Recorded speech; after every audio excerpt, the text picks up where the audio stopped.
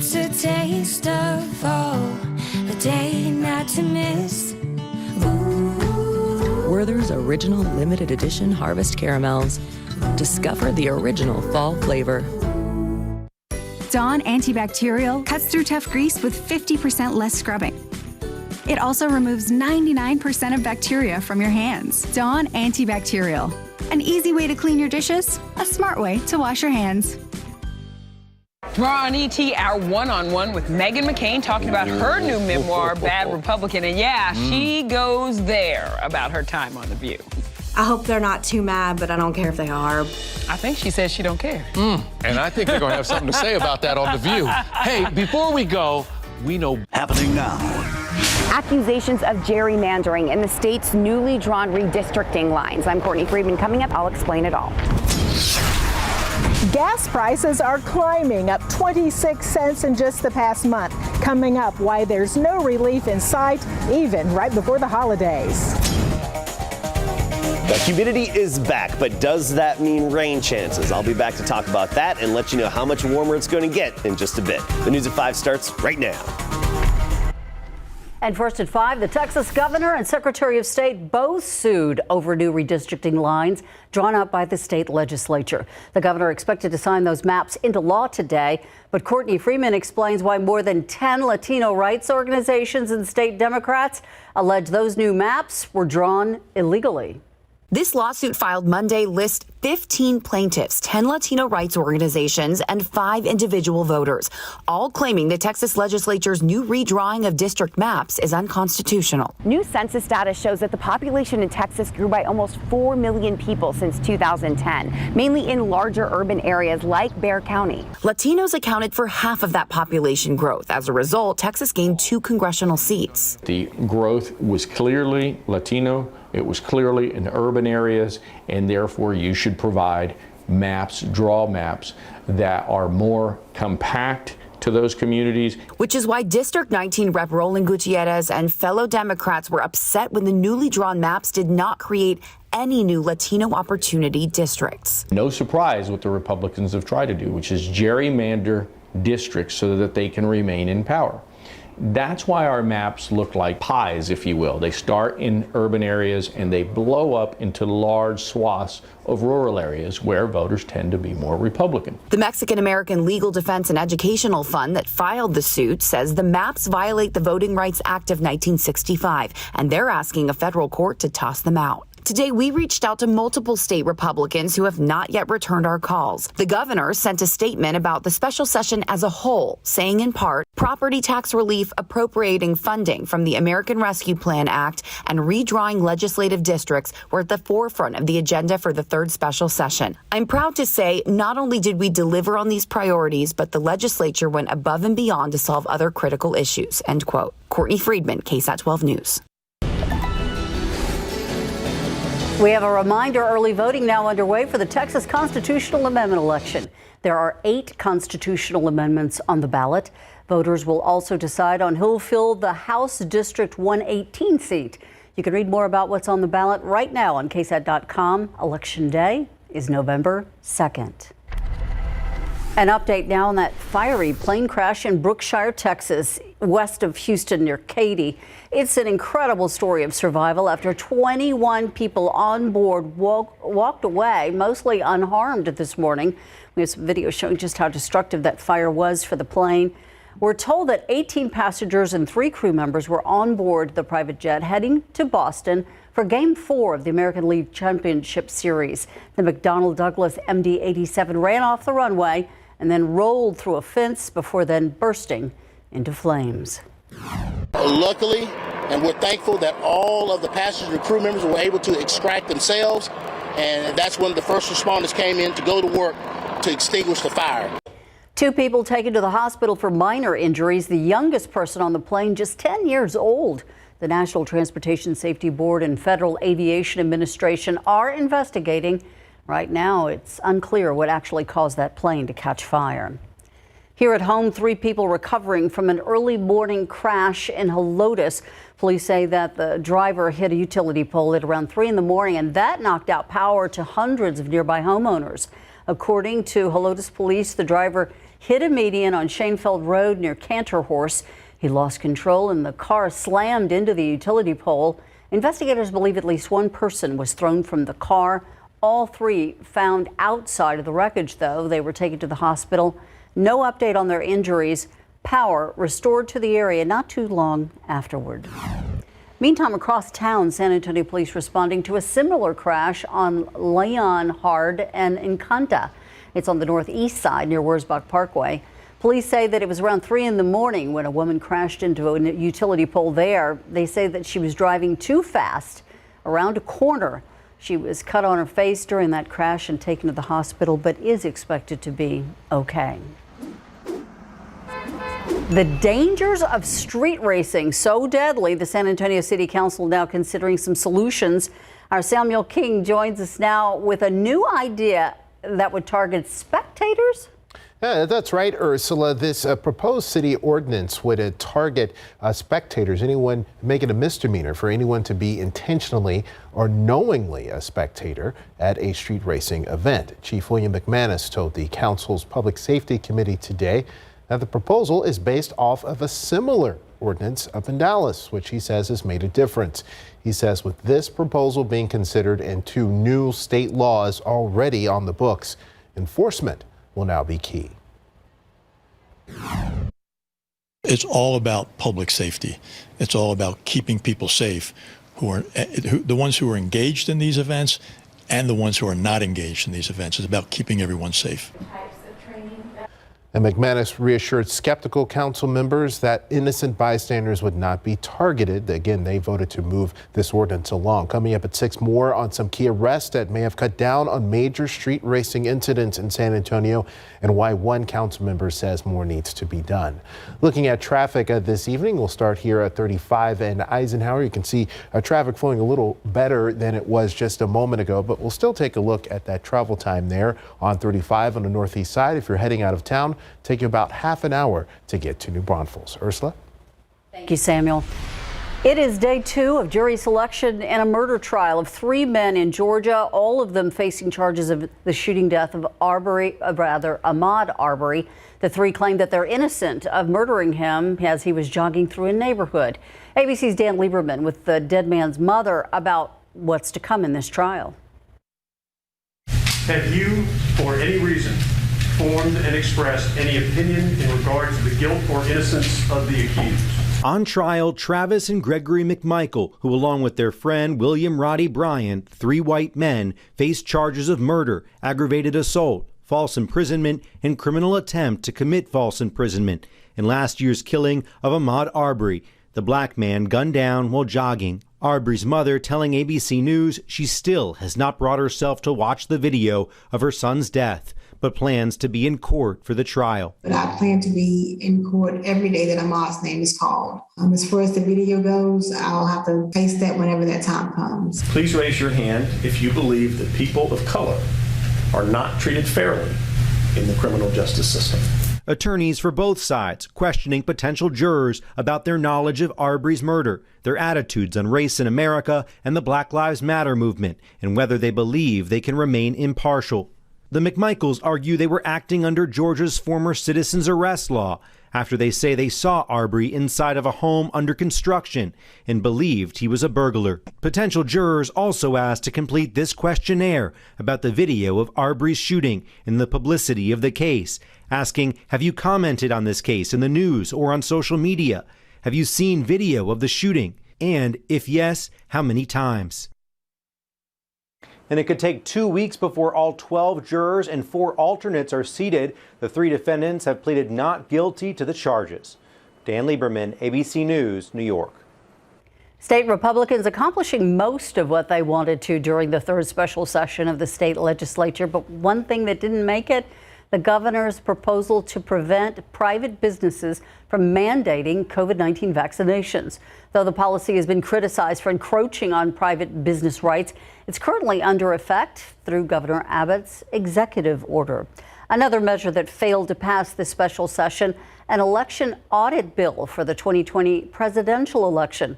Governor Abbott has the ability to call a 4th special session that would force lawmakers to reconsider the proposals.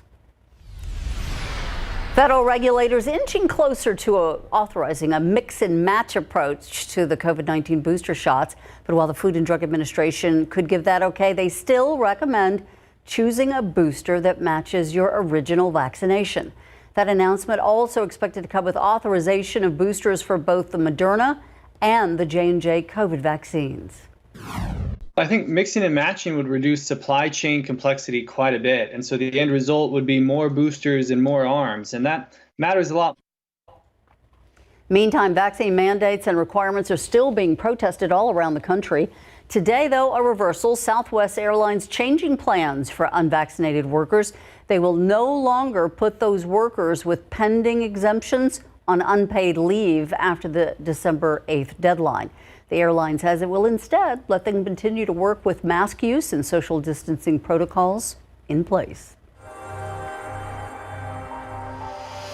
We've got a new episode of KSAT Explains on tap this week, and tonight the team is focusing on some of the necessary and important scientific research that has happened during the pandemic in our own backyard at the Texas Biomedical Institute. We're hearing directly from some of the scientists who were behind this work and about their incredible biomedical breakthroughs we've witnessed and how those breakthroughs could help us battle future viruses and diseases.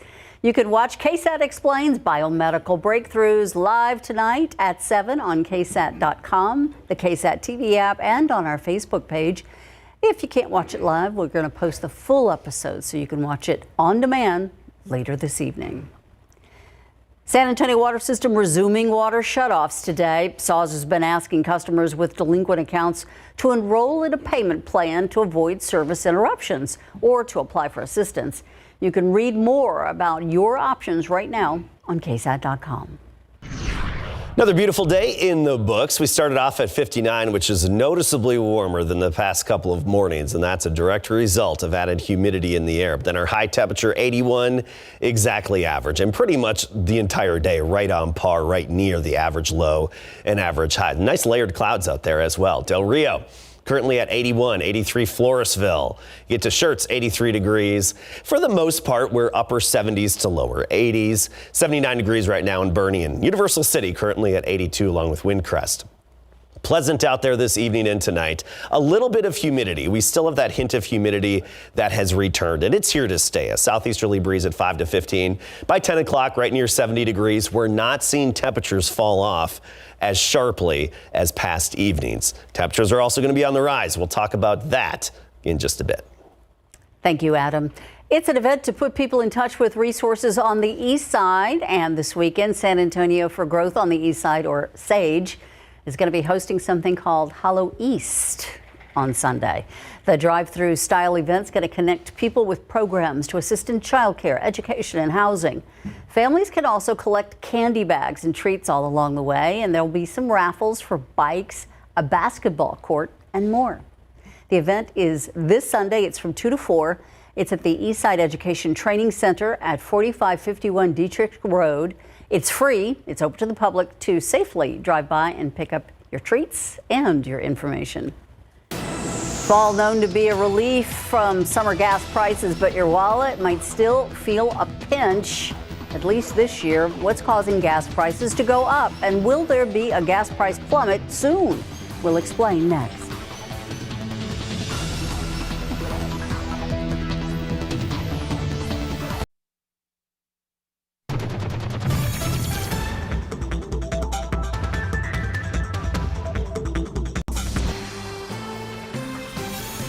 New at 5, the price at the pump on the climb, and it's a steep climb at that. On average, drivers here are paying $2.90 a gallon, and the road ahead looks even bumpier. 12 on your side's Marilyn Moritz on what is driving those higher prices. Days before Halloween, here's a frightful sight.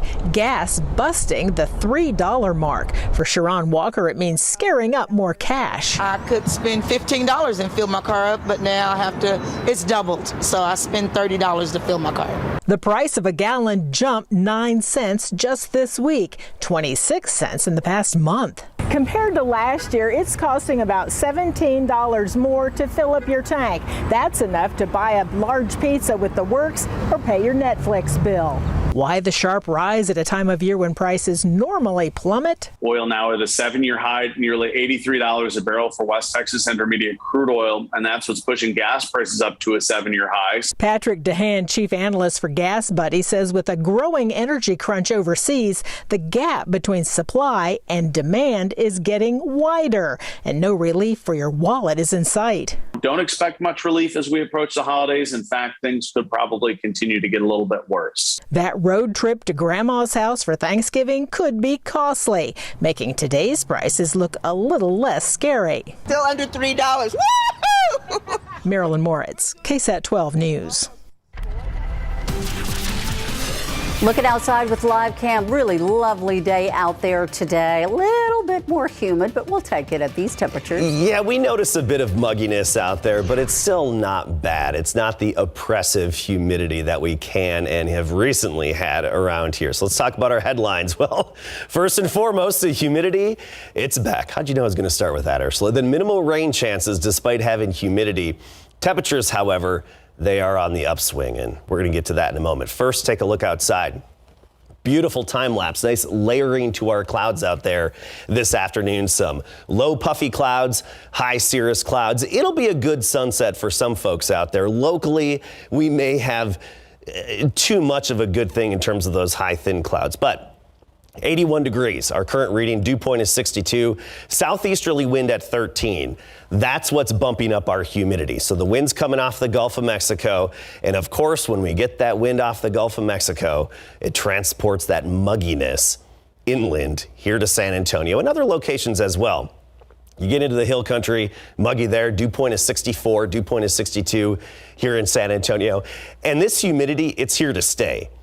Dew points in the 60s the rest of this week, and into the weekend, we could even be talking dew points back at 70. That's the oppressive level by Sunday and even lingering into early next week. So muggy, but not necessarily oppressive until the end of the weekend. Let's talk temperatures, though. They will be on the rise. 79 now in Helotes and Comfort, Canyon Lake as well. 84 Stinson, Divine checking in at 81. Cotulla, the hot spot, right near 90, currently at 89, along with neighboring Laredo at 89 degrees. But the cooler readings in the hill country, mid-70s right now.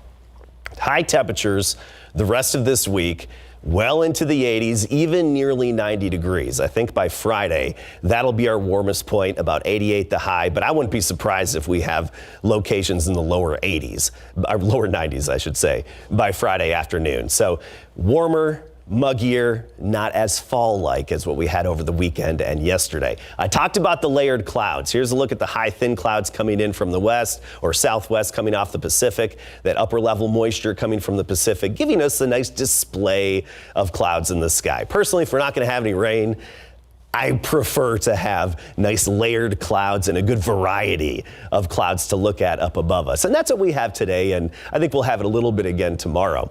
The activity, though, notice in the Rockies here, Colorado up into Wyoming, that's where we've got an upper-level swirl, upper-level disturbance, dropping precipitation. That's moving away from us. It's moving across the northern tier of the U.S. And another system on deck. This is the next big system. See the upper level swirl here moving into the Pacific Northwest, already throwing some showers on shore. That is also going to be passing to the north.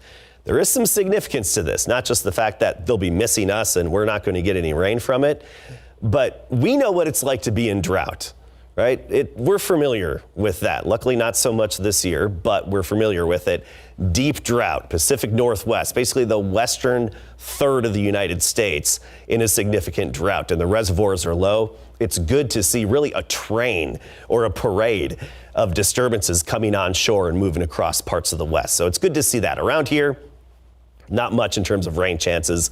I mean, not even a chance the next few days. By the weekend, a 10% chance. That's it. So we're not getting it, but at least somebody else who needs the rain is going to be getting some, and a few hits or several hits of it. But around here, it's going to be fairly quiet. Mostly cloudy tomorrow morning at 64.